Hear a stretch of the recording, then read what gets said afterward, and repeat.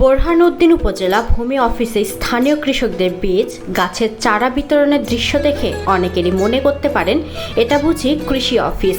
তবে কৃষক থেকে শুরু করে সমাজের সব স্তরের কিংবা শ্রেণী পেশার মানুষকে হয়রানিমুক্ত সেবা দিয়ে ভূমি অফিসটি এখন এলাকায় দারুণ সাড়া ফেলেছে।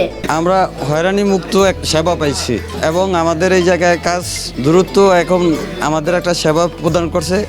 এর জন্য আমরা ভূমি অফিস থেকে একটা গাছ রোপণ করার জন্য স্যারে আমাদের দিছে। সাপ্তাহিক কাজের জবাবদিহির জন্য অফিসের একটি খোলা স্থানে তৈরি করা হয়েছে জনগণের কাছে এসিল্যান্ডের জবাবদিহি নামক একটি কর্নারটিতে রয়েছে বীজ ব্যাংক ও বৃক্ষ ব্যাংক। বিভিন্ন ধরনের বীজ ও গাছের চারা দিয়ে সাজানো গোছানো কর্নারটি। একসময় এ অফিসে সাধারণ মানুষ নানাভাবে হয়রানির শিকার হলেও এখন তা নেই বললেই চলে। অতি দ্রুত সময়ে সকল সেবা পাচ্ছেন বলেও জানান সেবাগ্রহীতারা। আমি এখানে আসছিলাম, একটা মিসকেস দায়ের করেছি স্যারের কাছে। তো স্যার খুব আমলে নিয়ে বিষয়টা প্রথম শুনানি করেছেন এবং আজকে তার দ্বিতীয় দিন সেই ধারাবাহিকতা আমি আসছি। তা আমি এই অফিসে আসলে আমি জানতে পারি যে স্যার সারা সপ্তাহে যে কার্যক্রমগুলি চলে সেই কার্যক্রমগুলির উপরে সপ্তাহের শেষে বৃহস্পতিবার দিন স্যারে একটা শুনানি করেন।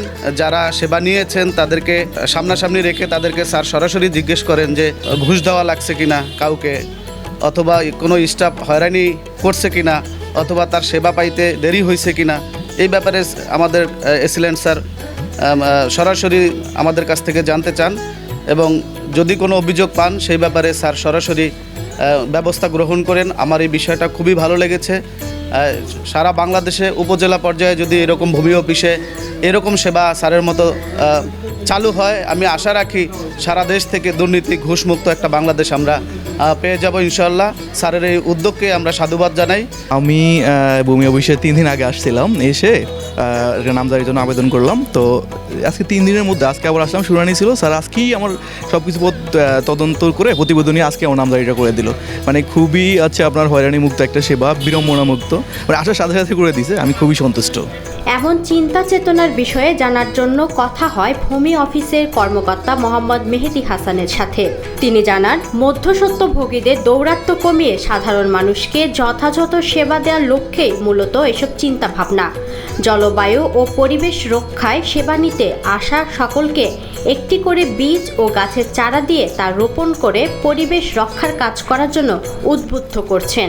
মধ্যস্বত্বভোগীদের দৌরাত্ম্য কমিয়ে দুর্নীতি হয়রানিমুক্ত ভূমি অফিস গড়ার জন্য সেবা প্রার্থীকে ভূমি অফিসে আসা প্রয়োজন। গত বছরের 24 জুলাই যোগদানের পর আমার দরজা সার্বক্ষণিক সেবা প্রার্থীদের জন্য উন্মুক্ত রেখেছি। পাশাপাশি সারা সপ্তাহে আমি যে কাজগুলো করি সেখানে যদি কোনো সেবা প্রার্থী কোনো ধরনের হয়রানির শিকার হয়ে থাকেন, সেটা হোক আমার ইউনিয়ন ভূমি অফিস অথবা উপজেলা ভূমি অফিস, অথবা দেখা যায় মধ্যস্বত্বভোগীদের গিয়ে ক্ষতিগ্রস্ত, তাদের কথা শোনার জন্য সাপ্তাহিক বৃহস্পতিবার জনগণের কাছে এসিল্যান্ডের জবাব নামে একটি সেবা চালু করছি, যেখানে প্রতি বৃহস্পতিবার আমি সেবা প্রার্থীদের কথা শুনি, তাদের কখনো কোথাও বাড়তি টাকা দিতে হয়েছে কিনা, পাশাপাশি তাদেরকে অফিসে আসার জন্য উদ্বুদ্ধ করি। এর পাশাপাশি তারা যেন অফিসে একটা এসে আনন্দঘন পরিবেশ বা একটা যেন তাদের স্যাটিসফ্যাকশনটা থাকে, এই জন্য আমি চেষ্টা করেছি আমাদের সামর্থ্যের মধ্যে একটু একটা বীজ বা একটা ছোট গাছের চারা তাদেরকে উপহার দেওয়ার। তারা যেন আসলে এসিল্যান্ডের কাছে এসে একটু স্বতঃস্ফূর্তভাবে স্বাভাবিকভাবে থাকতে পারে, স্বাভাবিকভাবে কথা বলতে পারে। তো এই সেবাটাও চালু করছি। এটা আপনারা জানেন যে আসলে ভোলা একটি দ্বীপ জেলা এবং একটি কোস্টাল এরিয়া হওয়ার জন্য এই প্রাকৃতিক দুর্যোগের দিক দিয়ে ভোলা আসলে একটি ঝুঁকিপূর্ণ। এই জন্য পরিবেশ ও জলবায়ু রক্ষায় আমরা যদি দেখা যায় আমার কাছে প্রতিদিন প্রায় 100-এর মতো সেবা প্রার্থী আসে। তো আমার যদি সারা মাসে আমি যদি 2000 গাছ বা বীজ আমি যদি সরবরাহ করা সম্ভব হয়, তো দেখা যায় যে এই যে গাছ লাগানোর যে বার্তাটা মানুষের কাছে পৌঁছে যাবে। কারণ প্রত্যেকটি ভূমি এখানে সেবা নিয়ে প্রত্যেকে একখণ্ড ভূমির মালিকানা অর্জন করে। সেই ভূমিতে যদি একটি করে গাছ রোপণ করা যায় তাহলে দেখা যায় সেটা পরিবেশ ও জলবায়ুর জন্য সহায়ক হবে। পাশাপাশি ভোলাতে জানেন যে ভোলার মূল ভূমি রক্ষায় এখানে অবৈধভাবে যে বালু উত্তোলন হয় সেটাও বন্ধ করা প্রয়োজন।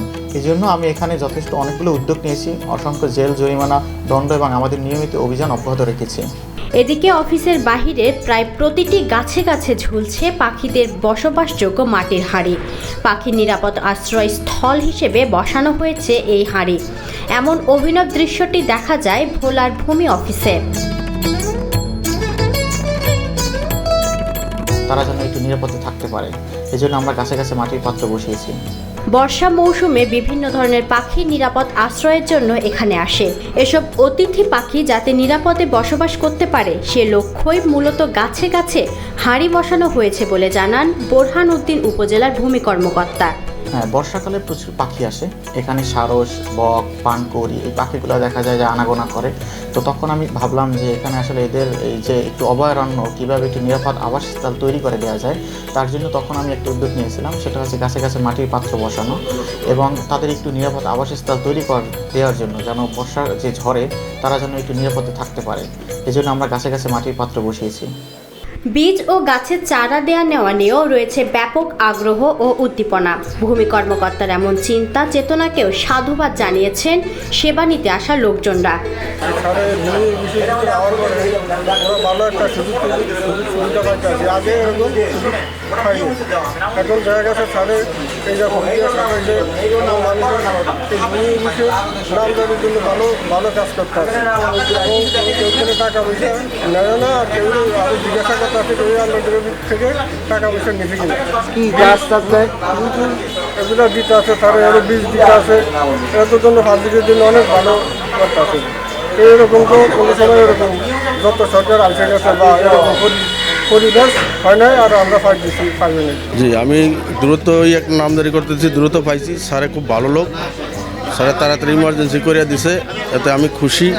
সরকারি সব ধরনের সেবামূলক অফিসগুলো যদি এমনভাবে সাজানো যায় তাহলে হয়তো ঘুষ ও দুর্নীতিমুক্ত নিরাপদ পরিবেশের দেশ আমরা অচিরেই দেখতে পাবো বলে মনে করছেন সংশ্লিষ্টরা।